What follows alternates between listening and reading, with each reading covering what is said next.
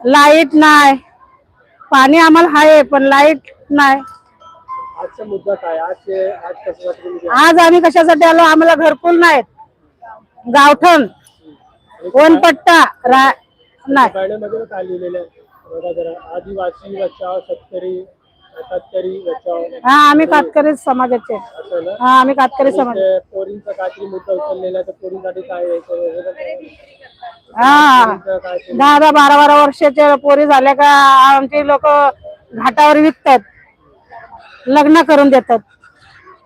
मग ते हा 15-16 वर्षाची आणि तो असतो 40-45 वर्षाचा.